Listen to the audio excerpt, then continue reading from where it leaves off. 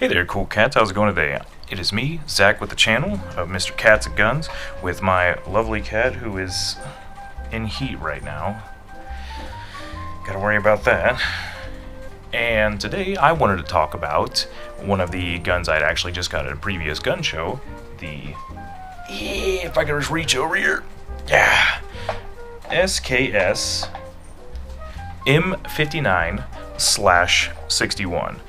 Now, I had previously done a trade for this, and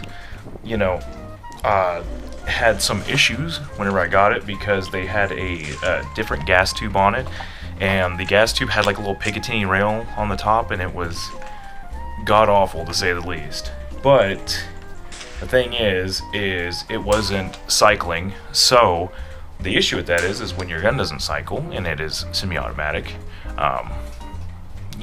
kind of not really firing all that much. So I was trying to think of a bunch of solutions to the issue, and honestly, the first solution I could think of, and the easiest solution that fixed it, was this gas tube right here. Right? So this is actually a surplus Yugo gas tube that I had gotten from Century Arms website. Shout out to those guys. And first shots didn't work. Once it started getting heat up though, started running like a dream. No issues. Now you'll notice that this almost has kind of like a similar design to an AK-47, and you'd be a little correct in that and a little not correct. So the whole thing is that where the AK-47 has like a dust cover kind of going from here all the way to the front holding everything in, this one more or less just has that right there with the gas tube and a piston rod that comes in and basically pushes it forward. So first off, nothing in the mag well and nothing in the chamber. This one's a little stiff. I haven't really cleaned it since I got back from the range. And this chassis or stock on it is a like SVD clone. It's not really all that good. I wouldn't recommend it. I mean, if you've got an SKS and you're trying to, upgrade it a little bit, don't do this stock, because I found the issue was trying to take out the dust cover right here. It can't come out because it's all just like a straight. Now, if you notice right there, I kind of sawed it off a little bit so I could make it come out. But if you want it to come out and like clean your gun and everything, you have to take everything apart, and it's just more of a pain. If you do get any kind of stocks, just make sure they don't have any sort of like back plate right there that could stop it from coming out, because that dust cover will just get hung up in there and you're just fighting for no reason. But I want to talk about how this is a pretty long gun. I don't know if it shows everything here, but it is it's a pretty long boy. I think this is an 18-inch barrel, and the chassis itself is, I want to say around probably like 20 inches as it is. So it's, it's got some heft and it's got some length. It's heavy too. I mean, it's a pretty heavy gun. It was pretty rough trying to do a fully loaded mag and hold it standing up. That was and I mean, I go to the gym, so but either way, I want to talk about it. It's a smooth shooter. It's so smooth to shoot. Like, I don't think I had any issue shooting this, other than the gas tube. But man, I just like, when it's in your hands, it feels like there's just no recoil. Like, and especially since it's shooting a 7.62 by 39 round, it's a little heftier than like your standard 5.56. But going through, I was able to hit shots at 100 yards, no issues. The only difference here is that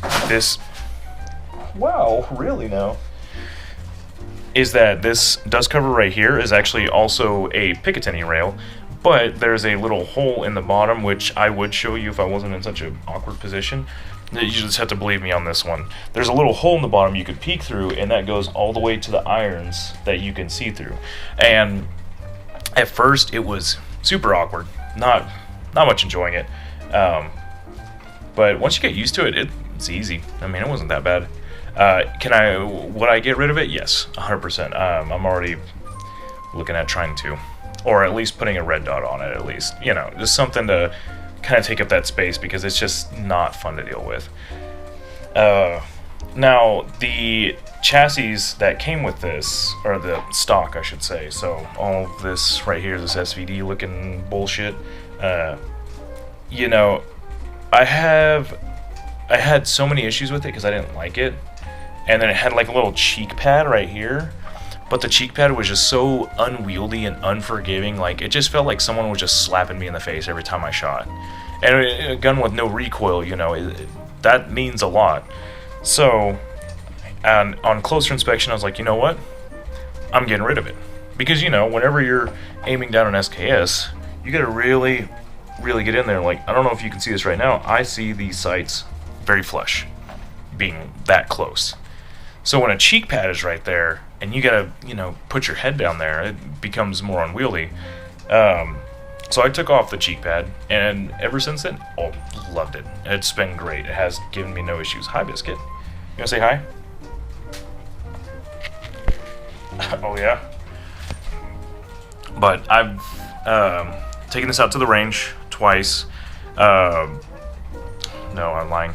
3 times, because the first time it didn't work. It kept shooting only one bullet, and I had to re-rack it. And funny enough, I'll go ahead and show you right here. There's little gas tube selectors right there. So to the far right, yeah, I guess it'd be my left right now. To the far right, if you check here, this means that it has enough buildup to push that rod and, you know, cycle and all that. But if you do this little number right here, put it right there, now it's not going to hold enough gas for when that explosion occurs in the barrel, and you're going to have to manually slide it and rack it every time. And then, so this back little part right here, if I could ever get to it, it was mainly used for the grenade launchers, which came on the end of these. So obviously we can't get one because that is a big no-no, and I'm not worried about trying it out in other dubious manners. So let's turn that back over, and it's ready to go again. What else could I say about this gun that hasn't really been said? It came out, I want to say, around the late 40s to early 50s, and funny enough, something also came out around the late 40s to early 50s, and that was the AK-47, which by design they are a bit similar, almost kind of in look, just a little bit. Like, it's not, you know, like obviously you can tell the difference, but whenever you start looking at a lot of what goes on inside, you're kind of like, oh, that makes sense. I guess, you know, they're pretty close together. It makes sense. They're both from the same origin place. But the AK-47 was just the more popular pick of the time, and for a good reason too. I mean, just it was able to run through everything. It can get pushed through mud, water, debris, dirt, just gunk, everything, and it would still shoot and have no issues doing it. And I mean, in all honesty, I'm not sure how this one is. It might not be like that. I'm not gonna obviously throw this in the mud because I'm not that rich, but in that same vein, this has ran like a champ as well, and I've had no issues with it. Even with the gas tube problems, it still shot. I mean, that's the thing about it, is like, you know, when it comes to having a gun, my first thing is if it can shoot, it works, right? Like, it doesn't matter if you gotta re-rack it every time, you still have a gun.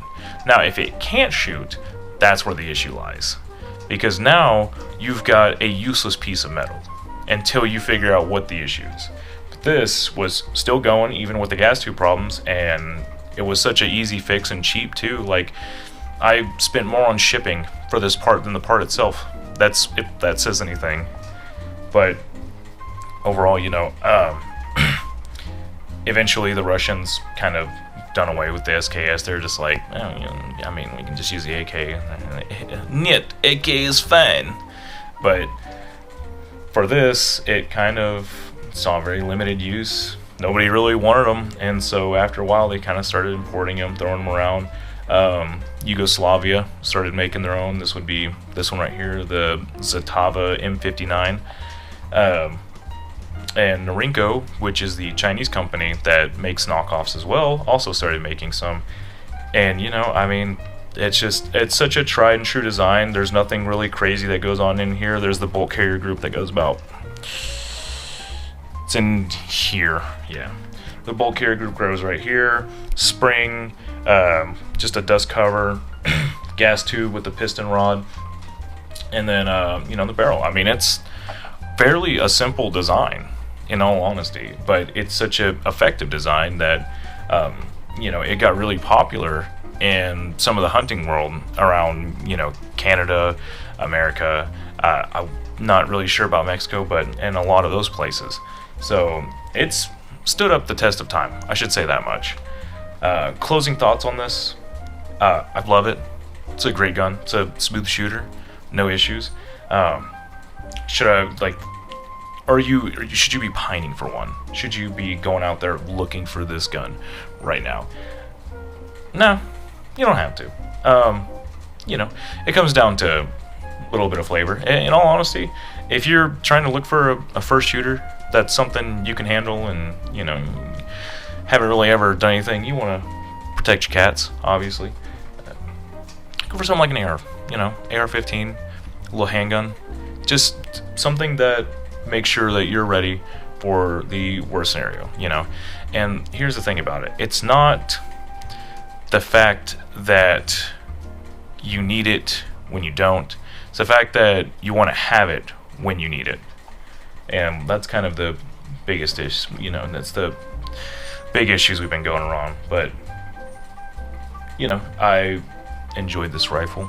I definitely am going to go shoot it again, obviously. I'm going to be gone this weekend, so I'm doing this recording now and trying to edit it before I have to leave. And I will say I am going to try to have more reviews if I can, but I've also got some other video ideas I've been planning as well. I know there's probably not like a whole lot of people watching these, but in all honesty, you know, I don't really pay attention to it. I'm kind of going through just posting these on my own accord for fun. You know, like, comment, subscribe, all that stuff. Everything's self-funded, obviously, because if it wasn't self-funded, I'd be doing a whole lot more right now. I'm just saying. You know what I'm saying? But you guys go and take care, protect your cats, and keep them safe inside your home. Thank you. What are you doing? Hey, stop it. What's wrong with you?